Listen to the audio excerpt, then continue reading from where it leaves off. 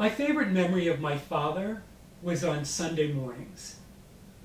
Still in bed, I would awaken to the sounds of his piano playing in the front room.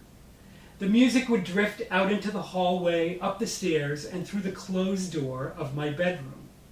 My brother on the top bunk and I on the bottom would roll over and moan something like, "Ah, there he goes again." But I suspect that my brother enjoyed waking up that way as much as I did. That's where Dad was happiest, alone with his music. He never made a lot of money with his music, but on those Sunday mornings and other occasions, you could feel the joy emanating from his soul through his fingertips. When I was home recently, I got to thinking, his may have been the last generation of people who were truly skilled in all the things in life.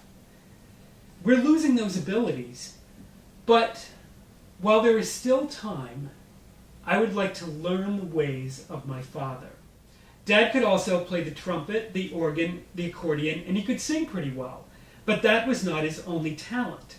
I can go to the home of any aunt, uncle, cousin, brother, or sister, and I can find a deacon's bench, a cradle, a birdhouse, a cane, or a shelf built with his hands. I can also find a few houses that he helped build, including the one that he still lives in. Dad could also write. His aunt once showed me a poem that he wrote as a teenager about his beloved state of Maine. And once he showed me a short story that he wrote about a comical night in the barracks during the Korean War. He never tried to get anything published. He was a hunter and a fisherman. I still remember some November evenings as a child when I and my brothers and sisters would creep down to the basement to look at and stare at the deer hanging from the rafter. Sometimes we'd even touch it. I still remember those big brown marble eyes of the deer.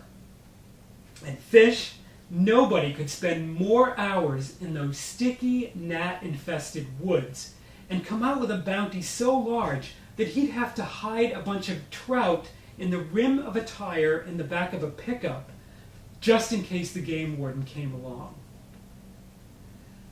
Dad could drive a pickup, a stick shift, a van, a motorboat, a snowplow, a snowmobile, an ATV, a lawnmower, a wheelbarrow. He could also drive my mother crazy. He was an all-around handyman. Not only for many years was he the caretaker and custodian for his church, but he helped a retired nun with her house by the lake. This meant taking the dock out in the spring, bringing it in the fall, doing electrical repairs, shoveling snow off the roof, adding an addition to the deck, cleaning the chimney, whatever chore she could come up with. Dad could chop wood, pave a driveway, put up wallpaper, tile the floor, lay down carpet, insulate walls, fix the plumbing, install storm windows, paint a barn, plant, weed, and harvest a garden, hay a field, keep a 10-year-old car running, salt the ice, feed the chickens, milk the cow, slaughter the pig, start a campfire, create maple syrup from the sap of a tree, make a damn good omelet, lend a few bucks, and manage to save enough money for retirement on a working-class salary while raising 4 kids with his non-salaried wife.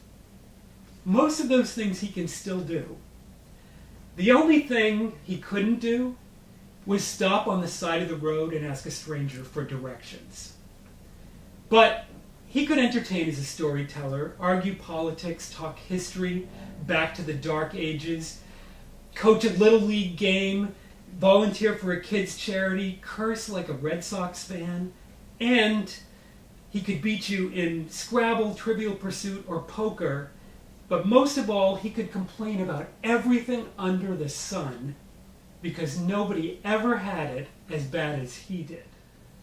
On his 75th birthday, a group of us decided to climb Mount Katahdin, Maine's highest peak, simply because he'd never done it before.